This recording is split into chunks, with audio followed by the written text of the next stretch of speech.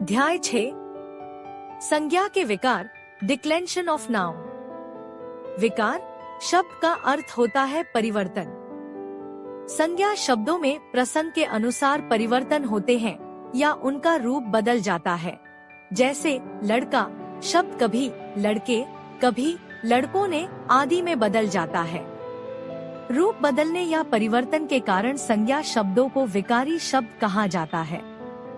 संज्ञा में विकार लाने वाले शब्दों को विकारी तत्व कहते हैं। संज्ञा शब्दों में विकार 3 कारणों से होते हैं। 1 लिंग, 2 वचन, 3 कारक। 1 लिंग जेंडर। ऊपर दिए गए चित्र में लड़का लड़की घोड़े पर चढ़ रहे हैं और माता पिता उनकी मदद कर रहे हैं। इस वाक्य में लड़का और पिता पुरुष जाति से जुड़े संज्ञा शब्द हैं और लड़की तथा माता स्त्री जाति के संज्ञा शब्द हैं। शब्द का जो रूप हमें पुरुष या स्त्री जाति का बोध कराता है उसे लिंग कहते हैं। लिंग पुल्लिक।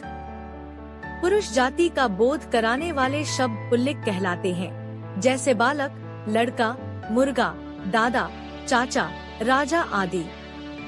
बच्चा गेंद से खेल रहा है। पहाड़ ऊंचा है। पेड़ बड़ा है। स्त्रीलिंग। स्त्री जाति का बोध कराने वाले शब्द स्त्रीलिंग कहलाते हैं। जैसे बालिका, लड़की, मुर्गी, दादी, चाची, रानी आदि। बच्ची गा रही है। चिड़िया ची ची करती है। गेंद छोटी है। हिंदी के सभी शब्द या तो स्त्रीलिंग होते हैं या पुल्लिंग। भले ही वे अप्राणिवाचक संज्ञा शब्द जैसे पहाड़, चिड़िया, पेड़, गेंद आदि ही क्यों न हो। इनका लिंग हम इन्हें वाक्य में प्रयोग करके जानते हैं, जैसे ऊपर के वाक्यों में हुआ है। लिंग परिवर्तन। पुल्लिंग शब्दों को स्त्रीलिंग में निम्न प्रकार से बदला जाता है। आ लगाकर पुल्लिक। स्त्रीलिंग बाल, बाला, वृद्ध, वृद्धा, आचार्य, आचार्या, अनुज, अनुजा, सुत, सुता, शिष्य, शिष्या। ई लगाकर पुल्लिक। स्त्रीलिंग लड़का, लड़की, पुत्र, पुत्री, दादा, दादी, मुर्गा, मुर्गी, नाना, नानी, नर्तक, नर्तकी, कबूतर, कबूतरी, हिरण, हिरनी, देव, देवी। आइन इन लगाकर पुल्लिक। स्त्रीलिंग ठाकुर, ठकुराइन, हलवाई, हलवाइन, पुजारी, पुजारिन, धोबी, धोबिन, पंडित, पंडिताइन, माली, मालिन। द्या लगाकर पुल्लिक। स्त्रीलिंग गुड्डा, गुड़िया, चिड़ा, चिड़िया, बंदर, बंदरिया, चूहा, चूहिया, बूढ़ा, बुढ़िया, लोटा, लुटिया, डिब्बा, डिबिया, बछड़ा, बछिया, कुत्ता, कुतिया। इका लगाकर पुल्लिक। स्त्रीलिंग बालक, बालिका, शिक्षक, शिक्षिका, अध्यापक, अध्यापिका, सेवक, सेविका, लेखक, लेखिका, पाठक, पाठिका।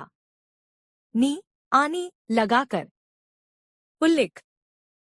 स्त्रीलिंग शेर, शेरनी, सेठ, सेठानी, मोर, मोरनी, नौकर, नौकरानी, चोर, चोरनी, जेठ, जेठानी, सिंह, सिंहनी, देवर, देवरानी, भील, भीलनी।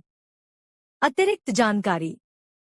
पुल्लिंग का पर्वतों, मासों, ग्रहों, दिनों, वृक्षों आदि के नाम पुल्लिंग होते हैं, जैसे हिमालय, जुलाई, सावन, सूर्य, सोमवार, जामुन, आम, पीपल का पेड़ आदि।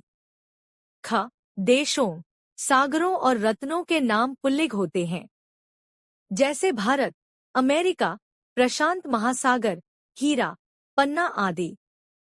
ग द्रव पदार्थों और धातुओं के नाम पुल्लिंग होते हैं, जैसे पानी, दूध, तेल, घी, सोना, लोहा आदि।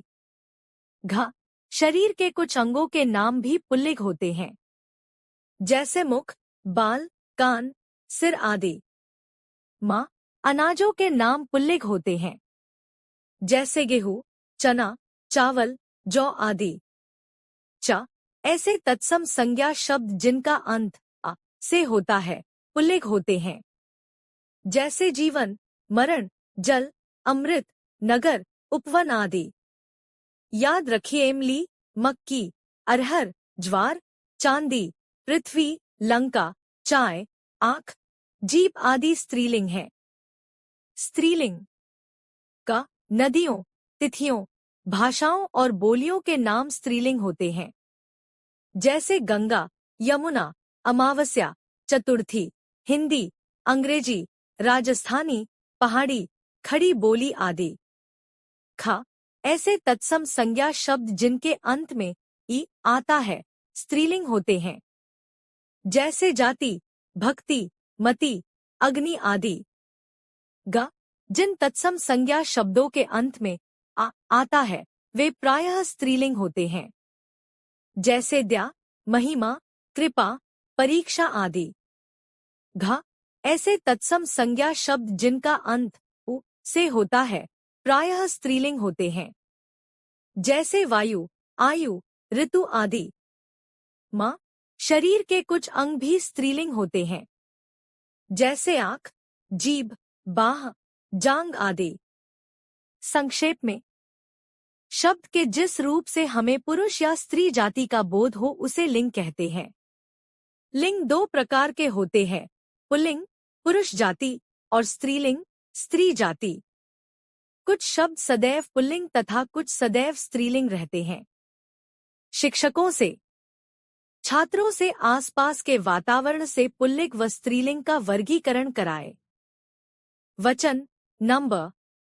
वचन का शाब्दिक अर्थ संख्या, नंबर होता है और संख्यावाचक शब्दों को ही वचन कहा जाता है। संख्यावाची शब्द अर्थात संज्ञा, सर्वनाम, विशेषण और क्रिया आदि के जिस रूप से उसके एक या एक से अधिक होने का ज्ञान हो उसे वचन कहते हैं, जैसे लड़का, लड़के। संज्ञा या सर्वनाम शब्दों के जिस रूप से यह पता चले कि उसकी संख्या एक है या अनेक, व्याकरण में वह रूप वचन कहलाता है। एक के लिए एकवचन तथा अनेक के लिए बहुवचन का प्रयोग होता है। गाय घास खा रही है, गाय एकवचन। गायें घास खा रही हैं, गायम बहुवचन। हिंदी में संज्ञा या सर्वनाम शब्द दो वचनों में पाए जाते हैं।